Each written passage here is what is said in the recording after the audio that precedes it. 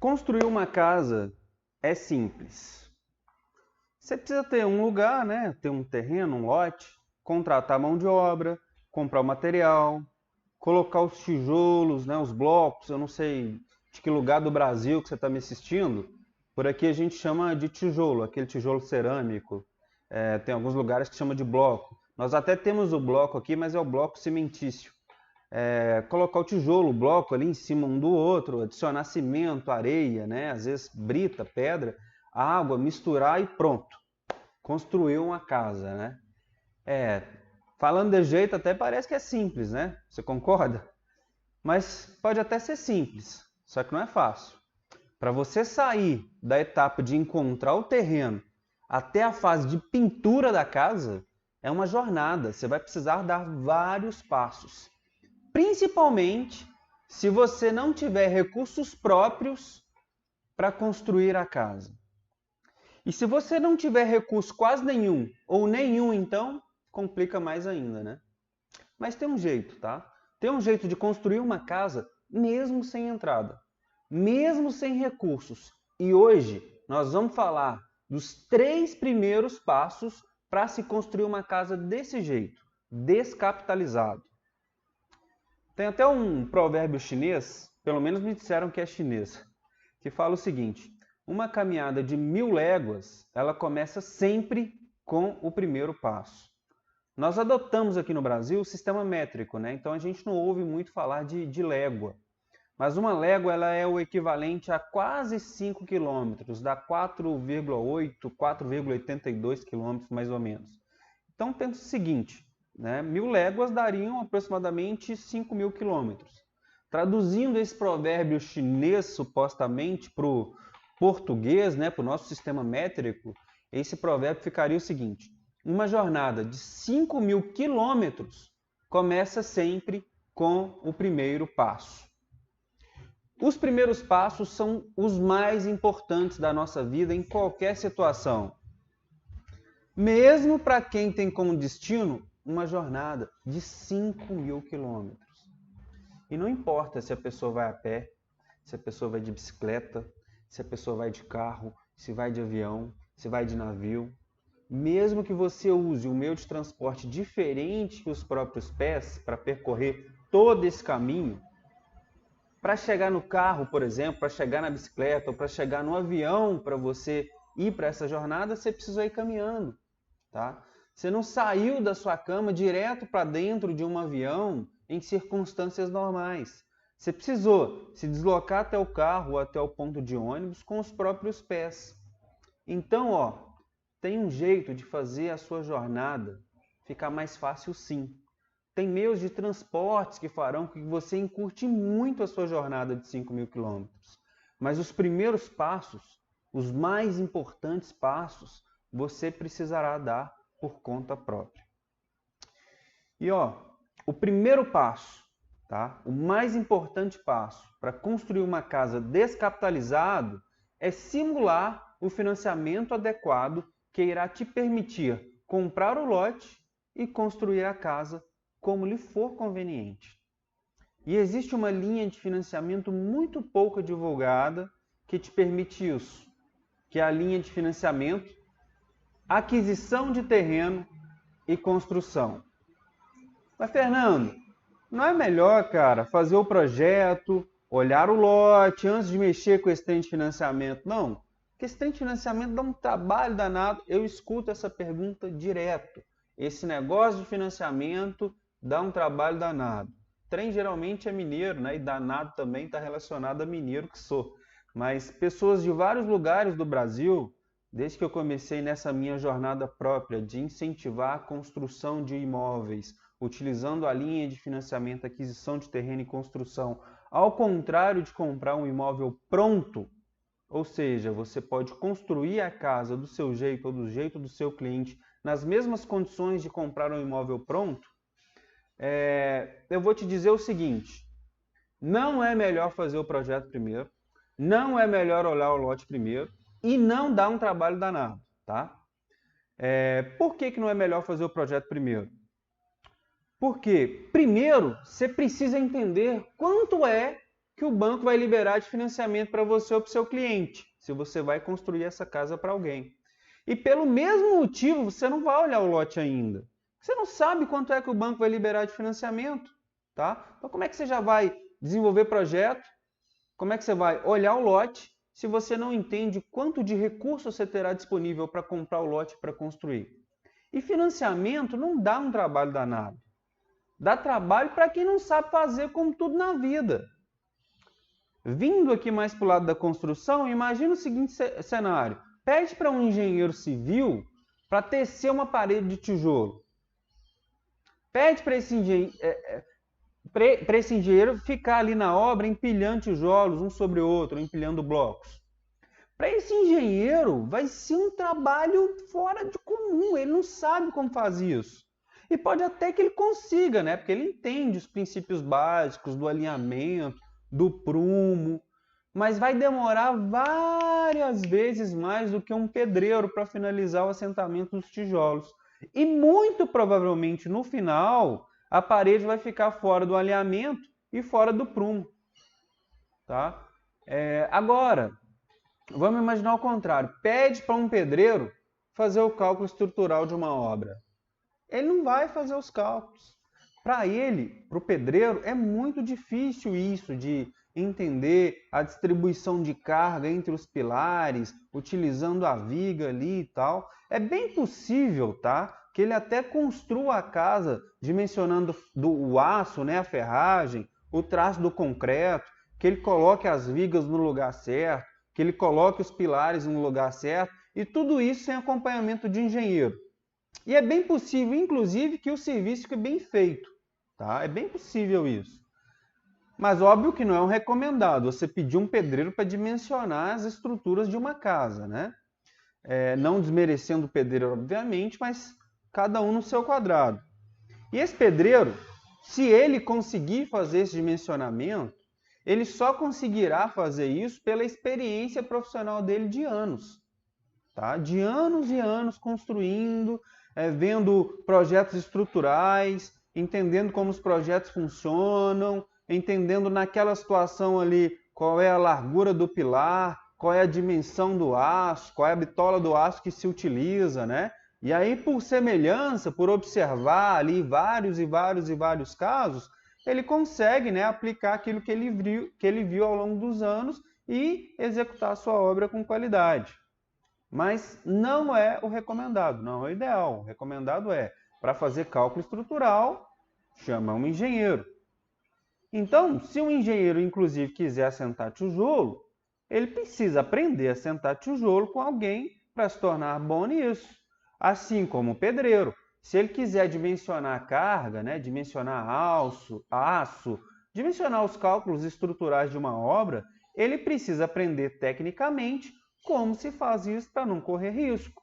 Né? Que por mais que ele utilize das experiências dele ao longo do tempo, ele não sabe, por exemplo, definir como é aquele solo ali onde vai se erguer aquela edificação. Então, dependendo do solo onde você vai construir a casa, toda a estrutura de pilar, de viga, baldrame, essas coisas todas, ela vai ficar diferente. Então, cada um no seu quadrado. Então, ó, não é complicado, voltando para o nosso assunto aqui, o financiamento, aquisição de terreno e construção. Você só não sabe como fazer ou quais os passos você precisa dar ainda. Tá? Depois que você aprende, depois que você absorve o conhecimento necessário para isso, fica mamão com açúcar. Né? A gente não nasce aprendendo a falar. A gente vai escutando o bebezinho, né? Vai escutando. Eu estou com uma filhinha de 7 meses em casa e ela não está falando, obviamente, né? Mas ela já começa a repetir sílabas, né? Fica lá, dá, pá, má. E a gente fica, cara, é daí que vai aprender, né? Que ela começa a ouvir a gente falando, e aí ela vai começar a entender o que a gente está falando, e com o tempo ela começa a reproduzir, a partir do que ela está vendo e do que ela está ouvindo, né? É o caso do pedreiro, que pode ser que consiga dimensionar, e é o seu caso, a partir do momento em que você observar, que você fizer a aquisição de terreno e construção. Só que ao contrário de um bebê que leva tempos para aprender a falar, porque não tem como você chegar lá na cabecinha dela, no caso da minha filha, inserir a habilidade de fala, né? Você pode aprender assim sobre o processo de aquisição de terreno e construção. Um outro ponto, tá? Sobre a importância de fazer o simulado de financiamento antes de fazer o projeto, é que entendendo a capacidade de pagamento de quem quer a casa, né? No caso, se você vai construir para você ou se você está construindo para um cliente, fica mais fácil projetar o imóvel de acordo com as condições dessa pessoa, né? Então, primeiro você simula, né? Define qual é o indexador, né? Se vai usar o IPCA, se vai usar TR, se não vai usar um indexador, né? Define qual é o melhor para você, para o seu cliente, qual sistema de amortização se encaixa nos planos financeiros, se saque, se price, se quer aquela modalidade que a prestação começa mais alta e ao decorrer do tempo ela vai diminuindo, se quer uma prestação fixa, né? E você tem que olhar isso antes de mais nada, tá? E aí você pode estar se perguntando assim, beleza, Fernando, já fiz o financiamento, o simulado, né? Agora eu posso fazer o projeto? Bom, eu acho que ainda não, né? Acho que ainda não. Segura a onda aí, tá? Segura a onda aí que tá quase. Tá quase a hora de você desenvolver seu projeto. Porque agora que você simulou o crédito e encontrou a melhor condição de financiamento de acordo com as características inseridas ali no sistema de simulação, você vai precisar analisar o crédito primeiro, para ter certeza que o banco vai aprovar o financiamento de acordo com o que foi simulado. E esse é o segundo passo da sua jornada em construir uma casa sem recursos próprios. Analisar o crédito pro financiamento. Esse é o nosso segundo passo. Por que é importante analisar o crédito antes de fazer o projeto, Fernando? Porque o motivo é basicamente o mesmo de fazer o simulado antes de tudo, tá? O fato de você já estar com o simulado pronto não é garantia de que o banco vai te emprestar o dinheiro que apareceu lá no simulado. É só uma estimativa de quanto você poderá ter se as suas condições estiverem ok com a política de crédito do banco. Não é uma garantia de que o crédito será aprovado. O banco pode aprovar, tá, aquele seu simulado ali, aquelas condições que você pediu. Ele pode condicionar a sua aprovação a alguns ajustes, ou ele pode reprovar seu financiamento, mesmo que você já tenha feito o simulado antes. E aí você imagina, é muito frustrante elevar as expectativas, tá? E depois vê-las se despedaçar.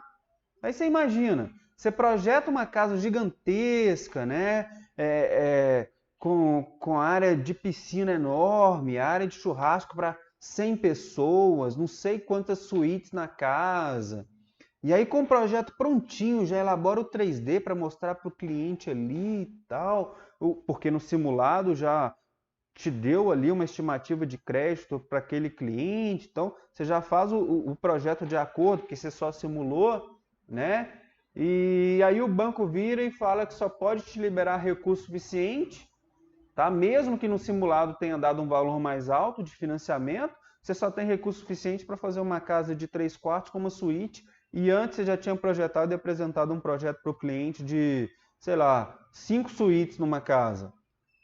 E aí o banco fala o seguinte, não, você não vai ter uma área de churrasco para 100 pessoas com esse orçamento. Na verdade, o banco não fala isso, né? O banco te dá um valor e você chega à conclusão que você não pode mais construir uma casa com uma área de churrasco para 100 pessoas. Você só consegue fazer ali, no máximo, uma areazinha de churrasco para 10.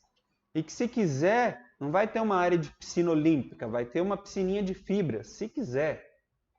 Se você estiver fazendo esse processo de financiamento para você, né? Você engole o choro, né? Porque você devia ter dado um passo e passou o carro na frente dos bois ali, engole o choro e continua, adequa o seu projeto e bola para frente.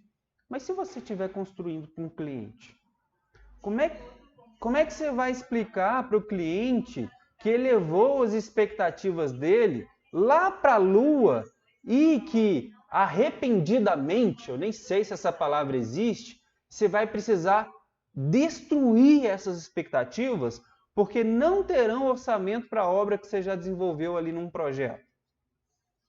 Isso é complicado. Não caia nessa cilada. Se contenha, dê um passo de cada vez. Analisar o crédito também não é complicado se você souber o que você está fazendo, tá?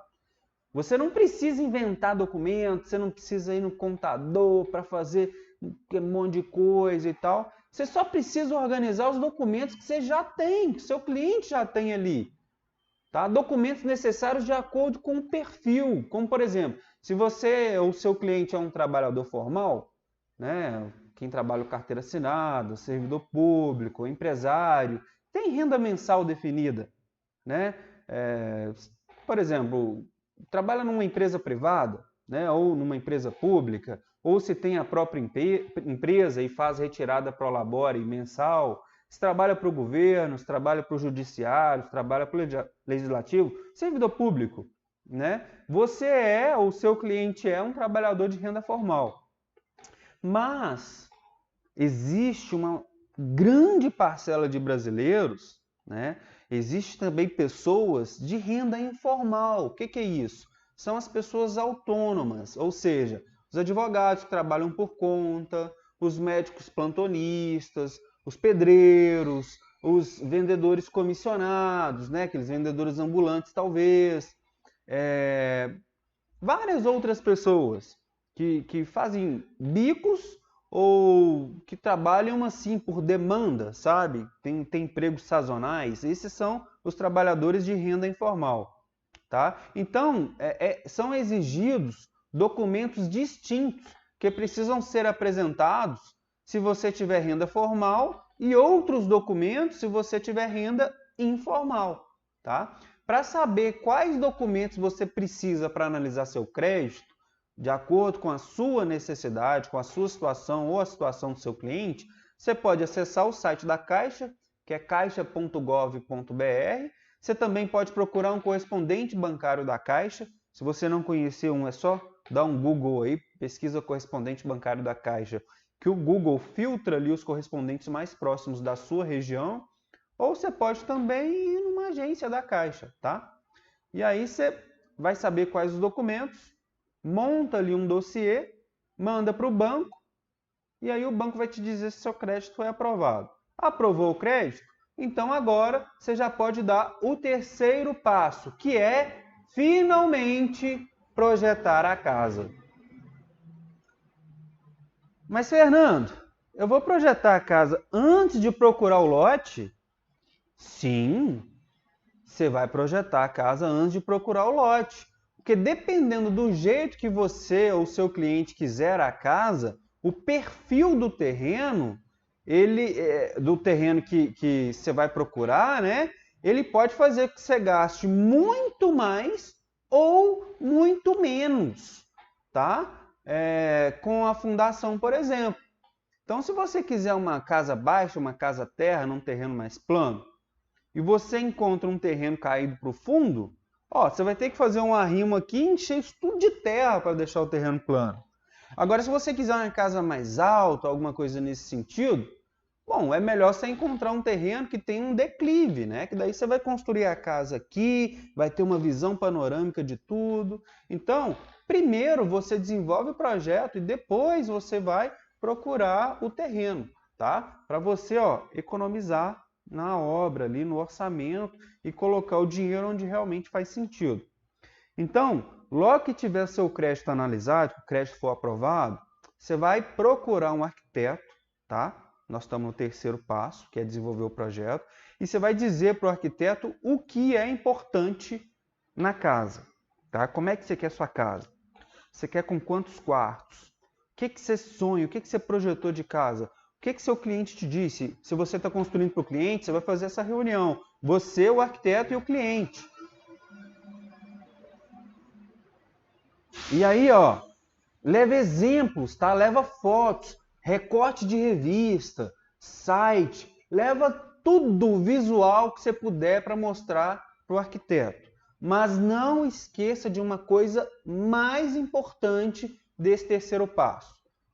diga para o arquiteto qual é o seu orçamento para aquela obra. Agora, você já sabe quanto o banco liberou de financiamento para você. Só que o banco liberou o financiamento para você comprar um lote e construir a casa. Cuidado para não empolgar no desenvolvimento do projeto e esquecer que parte daquele recurso você precisa separar para comprar o lote. Aqui você vai precisar balancear, tá? Entre uma localização mais cara ou uma casa maior, né? Melhor acabada e tal. Por isso, use, tá? Abuse das capacidades técnicas ali do arquiteto. Esse profissional, ele vai fazer com que seu projeto fique ali, ó, adequado à sua capacidade. Mas você também precisa ser coerente, tá bom? Para não correr o risco de ficar com uma casa pequenininha num lote muito caro ou uma casa muito cara numa localização que não é conveniente ter um imóvel naquele perfil. Beleza? Tá? Uma outra coisa que me perguntam muito é o seguinte: Fernando, eu já tenho lote. Qual seria o meu primeiro passo, então? Tá. Mesmo que você já tenha um lote, os passos seriam os mesmos, tá? Primeiro, você vai precisar simular o financiamento, só que no caso de quem já tem um terreno, você não vai usar a linha de aquisição de terreno e construção. Você vai usar só a linha de construção, que tem exatamente as mesmas condições, tá? Mesma taxa de juros, os mesmos indexadores para você escolher, as mesmas opções de sistema de amortização, beleza? Passo 2, aprove o crédito, verifique se o banco realmente vai liberar o valor de acordo com o simulado que você fez. E por fim, passo 3, faça o projeto da casa, desenvolva o projeto da casa de acordo com o financiamento aprovado, beleza? Se você não souber como fazer um simulado de financiamento, tem um vídeo aqui, eu já gravei uma aula aqui no canal ensinando como se faz, tá? E, ó, é muito comum as pessoas passarem o carro na frente dos bois. Já ouviu esse termo, passar o carro na frente dos bois? Antigamente, né? Hoje até se tem, principalmente aqui em Minas, a gente vê de vez em quando. Carro de boi, colocava um boi puxando uma espécie de carroça, e boi ele é mais forte do que um cavalo, por exemplo. Então, essas carroças de boi, elas tinham uma maior capacidade de se carregar as coisas.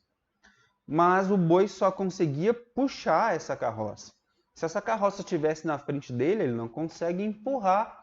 Tá? Então, cada fator precisa estar na sua posição. Você precisa dar um passo de cada vez.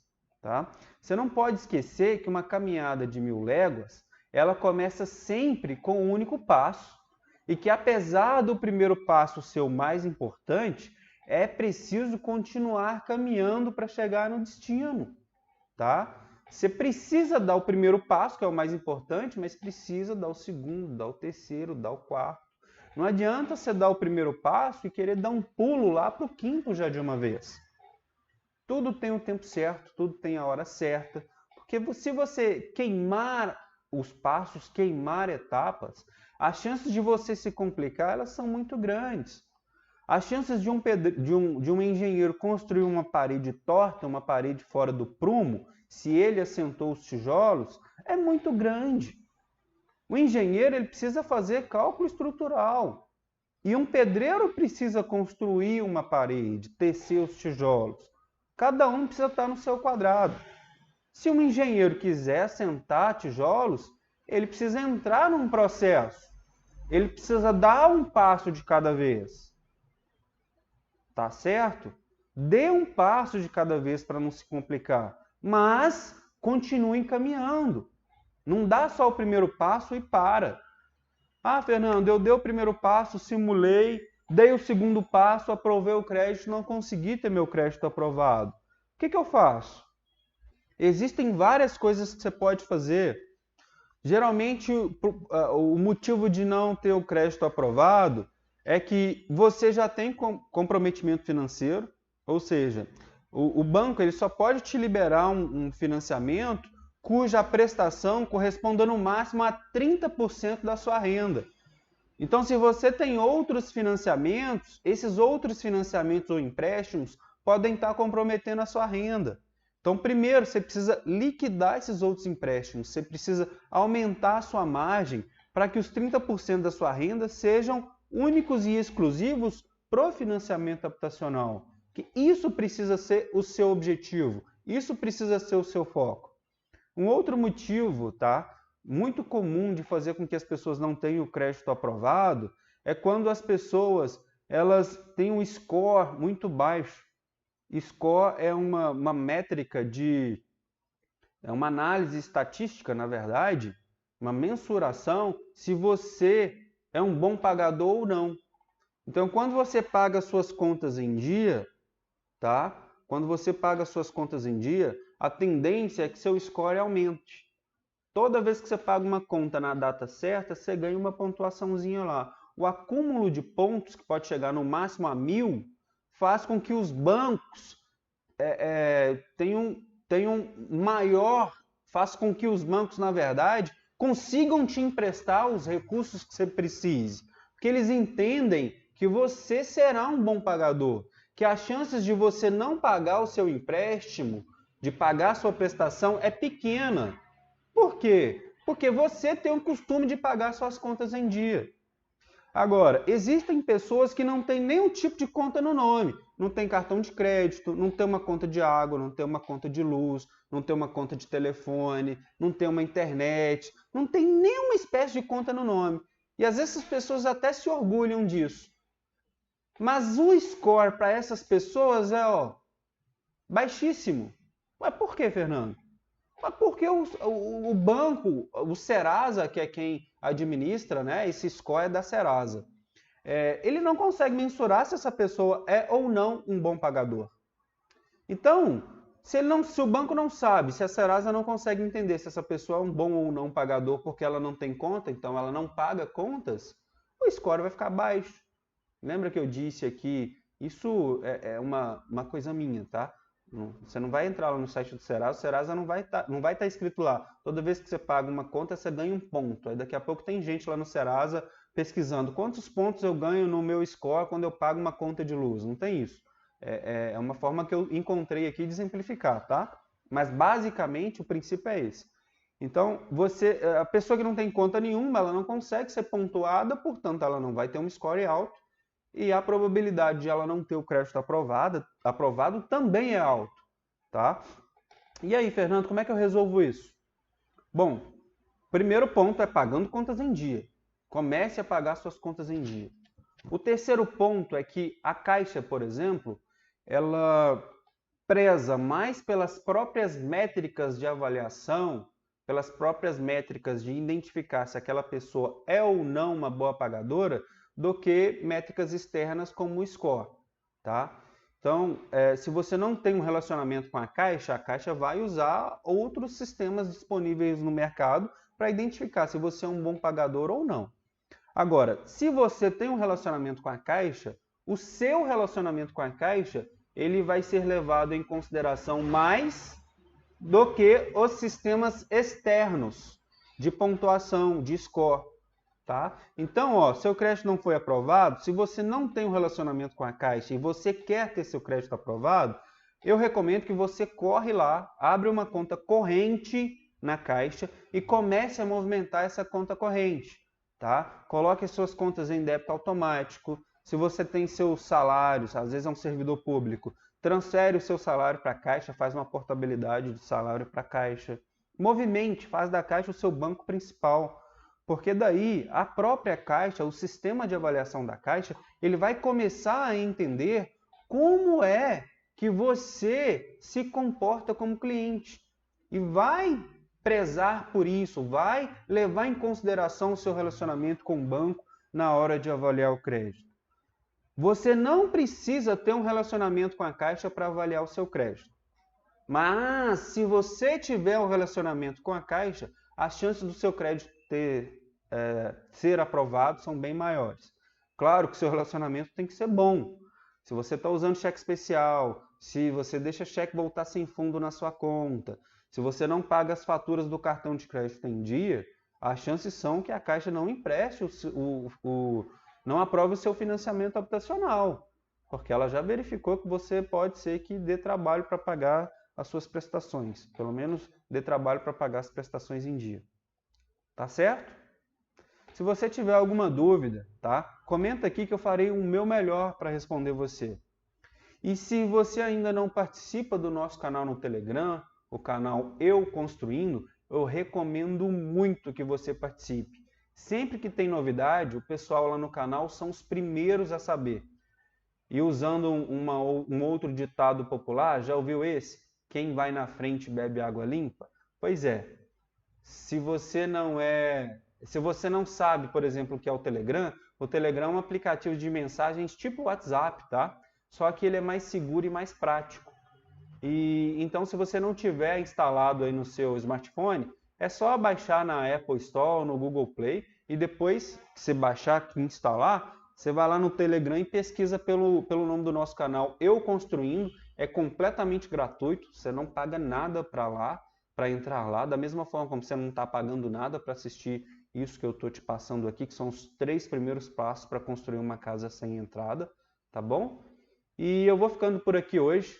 Muito obrigado por ter assistido. Espero que tenha sido útil para você, tá bom? E um forte abraço. Bora lá tirar essa casa da cabeça e começar a colocar a mão na massa, literalmente. Tchau, tchau.